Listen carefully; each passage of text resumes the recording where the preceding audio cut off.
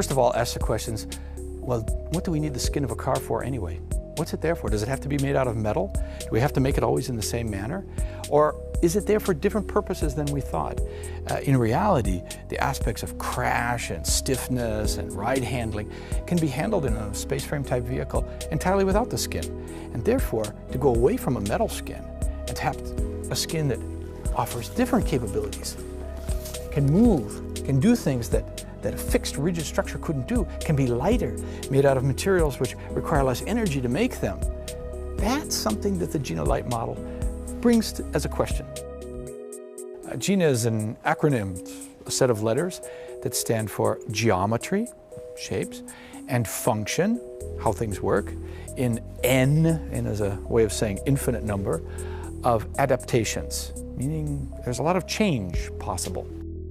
This started a whole chain of ideas within the company here that GINA became not just a model that became a shape or just about cloth as a skin. It became about a thinking process, a philosophy that said, let's do things differently. Let's let materials talk in a different manner.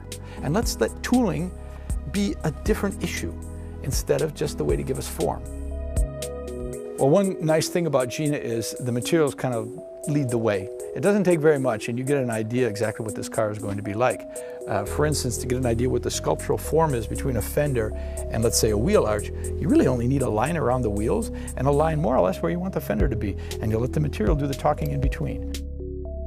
And then just like you would if you were getting a suit made, you made the first mock-up, you made the first forms and patterns, you sewed it up, you tried it out, made another one a little bit closer, and when you finally got the final one, zip, you put it on. It takes about 2 hours to put the skin on this car. Emotion is really the added value to this. I mean, one way is saying you get better function or you get better alternative ways of doing things, but really we want to achieve a higher emotional plane out of this. And then finally, and I think this is to me one of the most importantly, and that is the level of humanistic content that we can bring with GINA in. GINA should be about the human in the loop, the human way of doing things. The GINA philosophy, in its short form, is about being flexible.